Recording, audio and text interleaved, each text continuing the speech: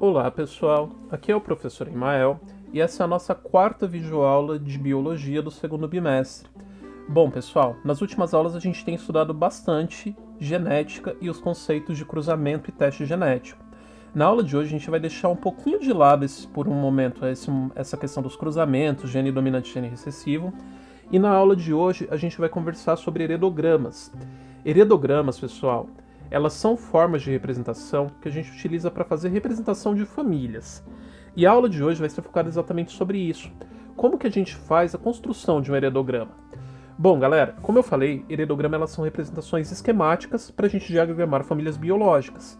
E para a gente montar esses esquemas, a gente utiliza alguns símbolos, que eu vou explicar nessa primeira tela, para que depois a gente possa fazer a construção de um exemplo familiar.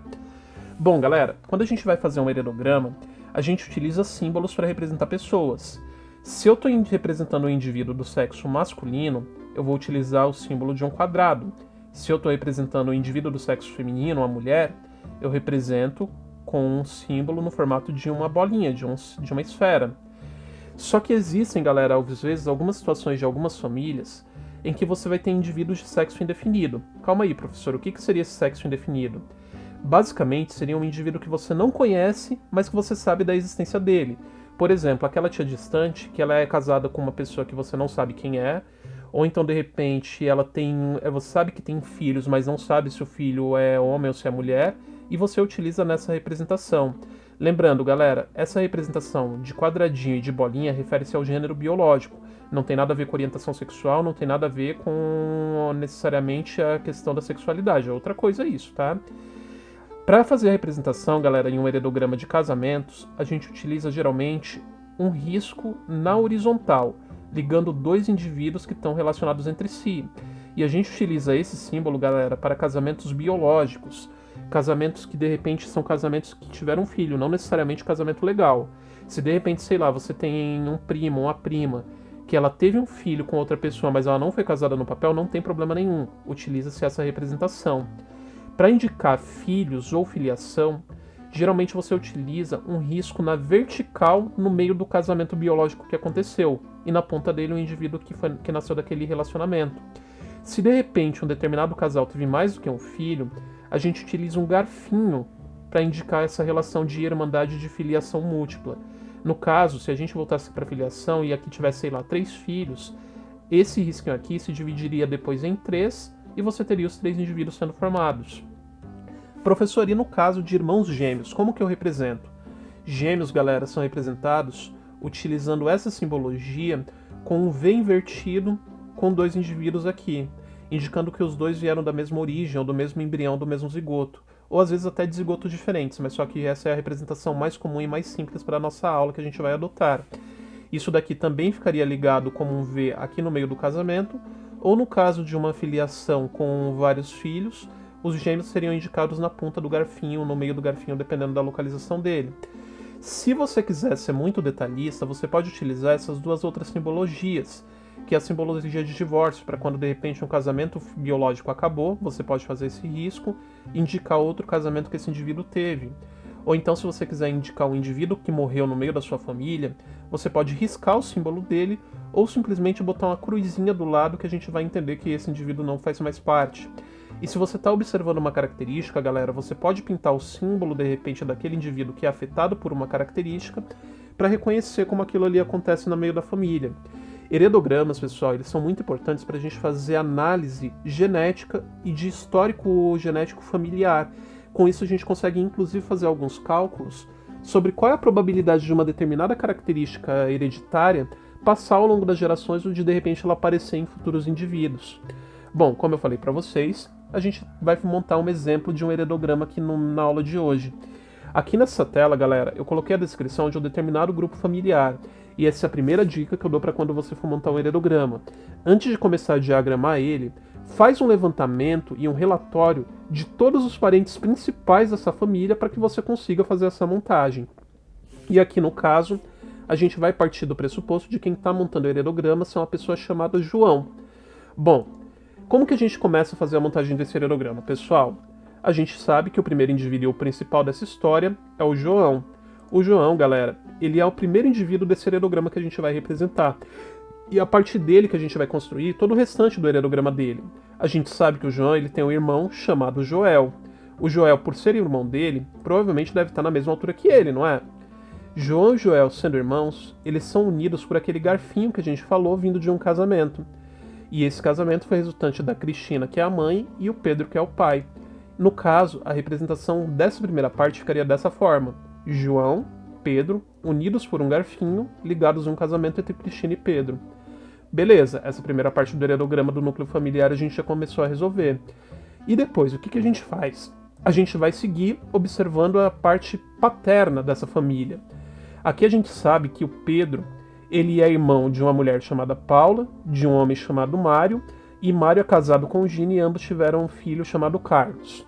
Bom, o Pedro, ele teve aqui na sequência os irmãos dele, o Mário e a Paula. E como a gente sabe, eles são unidos pelo garfinho para representar que eles são irmãos. Mário é casado com a Gina, e eles desse casamento tiveram o Carlos. Ou seja, fazendo essa representação de irmão, e o Mário ligado com a Gina para ter aqui como esse filho. A gente terminou a segunda parte do nosso heredograma. Só que a parte da família da mãe. Bom, no caso da família da mãe, a gente sabe que a Cristina teve mais irmãos do que o Pedro. Cristina teve como irmão Kleber, Teresa, Márcia, e a Márcia casada com o Roger, e ambos tiveram uma filha chamada Cássia. Como que eu represento isso aqui nesse heredograma, pessoal? Kleber, Teresa e Márcia vão ficar laterais aqui a Cristina porque são os irmãos dela. Ou seja, essa vai ser a representação inicial. Se eles são irmãos, como que eu vou fazer a ligação? Assim como a gente viu aqui no caso do João e do Joel, e no caso aqui da família daqui dos irmãos do Pedro, eles vão ser unidos por um garfinho superior. No caso, fica dessa forma. A gente sabe que a Márcia é casada com um cara chamado Roger. Por isso que tem essa setinha que está ligando ela com o Roger e aqui o filho deles, que no caso é a Cássia. Beleza, professor, mas e o que a gente faz agora, já que a gente fez essa parte? Ainda está faltando aqui a terceira geração, que são os avós, tanto paternos quanto maternos. Lembrando, galera, se a gente está falando que Olga e Silvio são aqui os avós do João, significa que eles, por parte de pai, foram um casamento que derivaram esses irmãos. Ou seja, desse garfinho está subindo aqui uma seta para indicar filho de um casamento desse casal. Aqui a gente tem Olga e Silvio como os pais de Mário, Paula e Pedro. E no caso da família materna, a mesma coisa. Esses filhos aqui, todos derivaram do casamento de Marta com Roberto. Ou seja, tem um risco na vertical indicando que eles são filhos de um casamento na horizontal. E aí a gente tem essa representação. Bom, galera, a gente fez a montagem daqui do heredograma da família do João.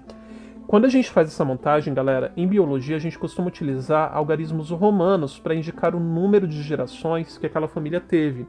Por exemplo, o número 1, a primeira geração, é a geração dos avós, número 2 é a geração dos pais e dos tios, e a terceira geração é a geração dos filhos e dos primos. Como eu falei, se eu quisesse observar uma determinada característica genética, eu podia pintar ela com alguma cor. Como, por exemplo, aqui eu optei pela cor laranja para representar miopia e astigmatismo. O que a gente consegue perceber, galera? Todos os indivíduos pintados com essa cor são indivíduos que eles são portadores dessa deficiência visual. Resultante, pessoal, disso daqui é que com esse heredograma eu consigo inclusive calcular se ela é uma característica dominante ou recessiva, consigo saber se de repente um filho de algum indivíduo aqui pode ter mais ou menor probabilidade de ter essa característica aparecendo. E isso pode ser utilizado para várias outras situações. Casos genéticos hereditários de câncer, de diabetes, de pressão alta, calvície. Várias características podem ser observadas em famílias quando a gente faz essa montagem. E, obviamente, se a gente fosse continuar fazendo a montagem desse heredograma, ela ia virar uma árvore. Por quê? A partir daqui, obviamente, a gente poderia ter, inclusive, aqui os bisavós, tataravós, tetravós. A gente poderia fazer essa árvore genealógica crescer de uma forma muito, muito, muito grande. Sei que na maioria das famílias aqui da região em que a gente mora, é muito comum que antigamente os avós da gente tivessem muitos filhos. Quando eu montei o meu heredograma no ensino médio, eu lembro que o meu heredograma ele ficou extremamente comprido para os lados, porque do lado da minha mãe eu tinha 9 a 7 tios para representar, e do lado do meu pai eu tinha aproximadamente 14 tios para representar, com todos os filhos e com todos os sobrinhos. Bom, eu sei que, obviamente, existem algumas situações que às vezes fogem ao padrão do que a gente esperaria como sendo mais comum. E no caso, a gente tem algumas simbologias extras para representar também isso no meio de heredograma. E eu sei que vão aparecer várias dúvidas, porque vocês terão também futuramente tarefa de fazer isso daqui da montagem do heredograma de vocês. Primeiro, como que eu represento filhos de um outro casamento de um casal? Bom, galera, nesse caso, a gente utiliza essa simbologia. Vamos supor, por exemplo, que um determinado casal teve um filho. E esse filho ficou de outro casamento, mas essa mulher optou por ter outro casamento. Como a gente simboliza isso? Primeiro, se atualmente essa mulher está casada com uma outra pessoa e desse casamento teve um filho, o filho do outro casamento é representado por essa parte daqui. O outro indivíduo que foi o outro parceiro dela, e aqui o outro filho com o símbolo do risco do divórcio biológico, porque ela está casada aqui com outro indivíduo. Existem situações em que, por exemplo, tanto o pai quanto a mãe tiveram filhos de outros casamentos. Nesse caso, a gente tem um filho aqui de outro casamento da mãe, mas também poderia ter acontecido do pai ter uma outra relação com outro filho aqui do lado. Professor, e casamento entre primos? Bom, a gente sabe, galera, que casamentos entre primos não é muito bem recomendado na biologia. Por quê? Casamento entre primos tem uma grande probabilidade de você ter um encontro de genes recessivos ou genes de repente defeituosos que podem acabar gerando filhos que nasçam de repente com algum problema de malformação ou de desenvolvimento.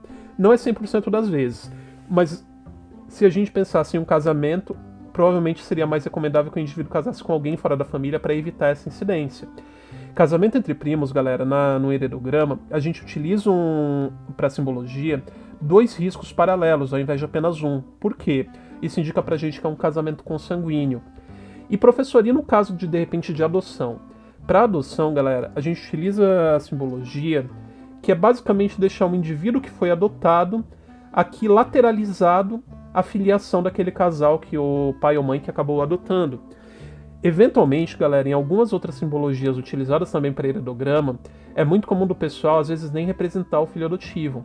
Só que no caso, como a gente não tem uma finalidade médica para o trabalho que a gente vai desenvolver, se de repente você foi adotado ou então conhece alguma situação de adoção, pode se incluir como filho naturalmente. Eu estou deixando essa informação aqui só por curiosidade. Professor, e quando a gente tem aquela situação de vários casamentos em uma família? E eu sei que isso já aconteceu de existirem indivíduos que às vezes tiveram mais do que 2, 3, 4 casamentos. E isso novamente é muito comum hoje em dia, mas também já foi muito comum no passado. Quando isso acontece, galera, o indivíduo ele vira uma flor no meio do heredograma. Por quê? A gente tenta simbolizar todas as relações de casamento que ele teve utilizando as setas na horizontal, mas se não der, a gente começa a utilizar na diagonal. Se a gente observar esse indivíduo aqui, por exemplo, ele teria aqui 6 casamentos diferentes com 6 mulheres diferentes. Se ele teve filho com cada uma dessas 6 mulheres, coitado de quem foi representar esse heredograma, porque aqui teria que puxar os filhos que nasceram desse e de cada um deles. Se ficar mais fácil, você poderia colocar, no caso aqui, um asterisco e puxar e representar do outro lado o casamento individual desse com essa mulher, desse com essa, para conseguir facilitar a organização. Bom, pessoal, eu sei que famílias não são fáceis, e a tarefa de vocês essa semana do Google Classroom vai ser representar a família de vocês. Sei que não é fácil, sei que trabalhar com famílias é bastante complicado, mas eu deixo as orientações para vocês lá nas atividades de como que vocês vão montar o heredograma de vocês para enviá-lo para mim essa semana. Espero que vocês tenham gostado da aula de hoje e, no caso, até a próxima semana.